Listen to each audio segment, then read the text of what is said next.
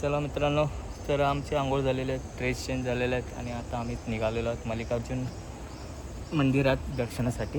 तर चला.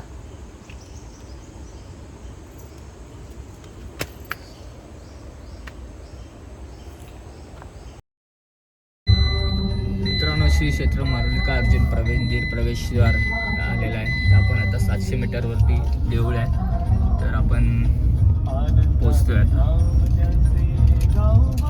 मित्रांनो, आपण वॉटरफॉलवरून आता आपण आलेलो आहोत श्री मल्लिकार्जुन मंदिर शिरंबे गावात.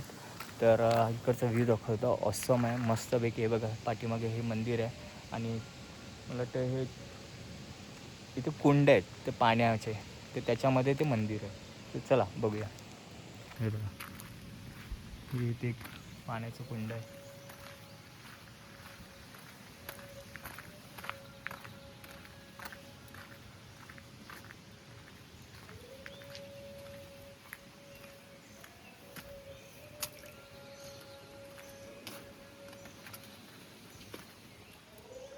असा काहीसा हा शिरंबे देवस्थानचा परिसर आहे.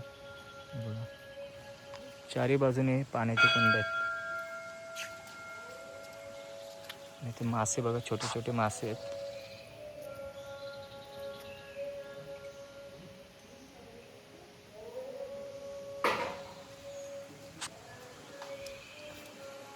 हे बघा,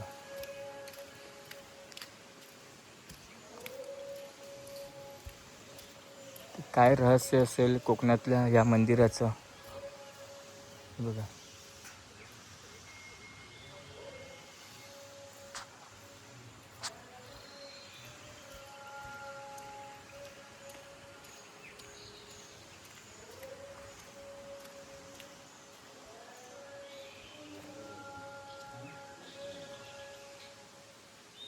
काळ्या टाकते वाट लावते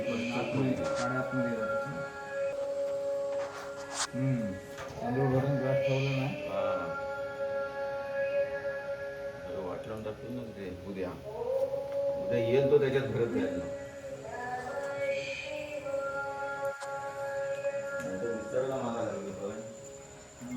हे बघा, चारी बाजूनी पाणी आहे, पाण्याचं कुंड आहे आणि वरती पण वरदान देवी मंदिर आहे शिरंबे. तिथे पण जाऊया आपण थोड्या वेळाने. छान मंदिर आहे,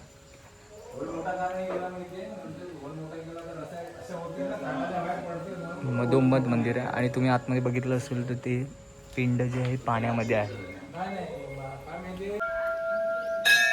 असं काहीचं मंदिर आहे हे मल्लिकार्जुन मंदिर. तर आपण आता वरती जाऊया, हे 2 दिवस पण दर्शन घेऊया. अगदी शांत वाटतं, मनाला शांती भेटते. हे बघा, ह्याच्यात या पॉन्डमध्ये इथे मासे पण आहेत.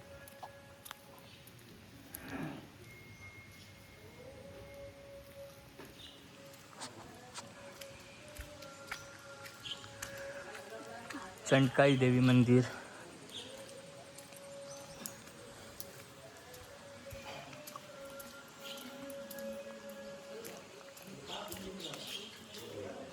छान अशी शोभेची झाडं लावलेली आहेत आजूबाजूला. मन प्रसन्न वाटतं अशा वातावरणात आणि देवाचं दर्शन घेतल्यानंतर.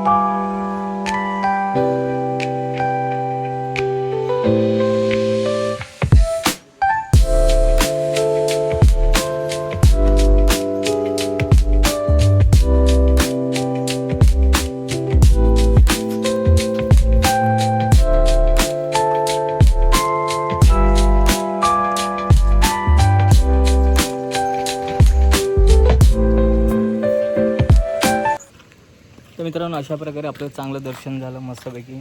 तर आता आली आहे वेळ ती निघण्याची आपल्या घरी, कारण की इथून आपल्याला तर घरी जायचं आहे, जेवायचं आहे आणि तसंच मुंबईसाठी निघायचं आहे. आपण मल्लिकार्जुन मंदिराचं दर्शन घेतलं.